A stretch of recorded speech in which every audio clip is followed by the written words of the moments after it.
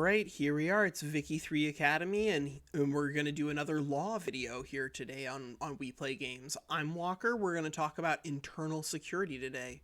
So internal security is one of these kind of like nebulous things. It's another way for you to like kind of build up a bureaucracy pit if you really want to.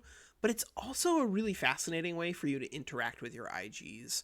So one of the reasons that you can kind of ignore radicals in the game is that if you just keep building your economy, there are lots of ways to escape them. But one of the other reasons is that we do have internal security. This is a wonderful law, or wonderful selection of laws if you're having trouble with your IGs. No home affairs is where you want to be if you're doing fine and you just don't want to be bothered with bureaucracy costs. But then we have three here that these ones are really interesting. A lot of the other ones, there's like about half of the other laws, there's like one law which is clearly better than the other ones. These, I'm not sure. I think there's an awful lot of interesting things going on in all three of these. So National Guards, this one is going to give you a conscription rate, and you can see that can mobilize an extra 82 battalions. National Guard is really good if you're trying to do any sort of fighting.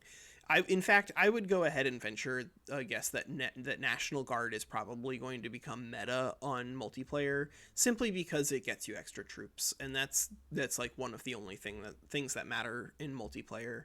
But for single player people, it's also incredibly powerful. First of all, National Guard is mostly going to be making armed forces and petite bourgeoisie happy, which depending on where you are in 1836, those are usually parties you want to align with. It's going to make the intelligentsia angry, so you're going to have to take steps to mitigate that. But if you're, again, building a strong country, then generally you're going to be aligning with the intelligentsia anyway. So you can probably come up with ways to prevent them from being furious with you. The big thing that's like kind of helpful about national affairs going into National Guard immediately is really just the fact that it's going to make those two super duper happy with you. But revolution, secession, progression speed is quite nice. That can buy you some time to allow you to suppress people. And political movement radicalism is also a very good stat. The only knock against the National Guard that I can come up with is that, like any other institution sort of thing, it costs bureaucracy, so just be careful with that. Secret police is pretty similar to National Guard. However, you are going to sacrifice the extra conscription rate. You see that? We don't get extra battalions here. However, in exchange for that, we get a lot more power interacting with our IGs. So you see here that's a minus 5% political movement radicalism. This is a minus 10% political movement radicalism, and we also get a suppression impact. Now, suppression isn't as helpful if you don't have authority.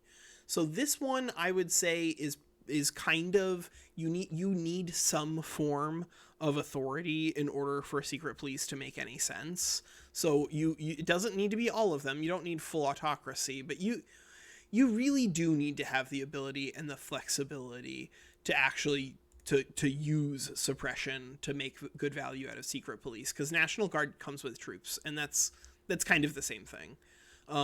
Guaranteed Liberties is very different, on the other hand. Guaranteed Liberties is going to give you a loyalist bonus from standard of living increase, which is, if you've ever had issues where you've like gone way over your infamy cap and you're just conquering things and everyone is mad at you, you could go into Guaranteed Liberties and then just build there. That's okay. That if you just like build there, that'll improve their standard of living pretty quickly. And if you do that with Guaranteed Liberties, then you'll get a bunch of loyalists. And that's what's really critical about Liberties versus the other two. These two help you kind of like handle problems that are already there. Whereas Guaranteed Liberties, I feel, does a good job of trying to like handle things long term by building a base of people who are genuinely loyal to you. That said, National Guard, extra troops, hard to pass up on. Tell me which one of them you prefer. I think this one, I am genuinely curious where people fall. I even like secret police if you have access to authority. So I want to hear how people are using the law here, because I think there's a lot of options. All right, that's Walker.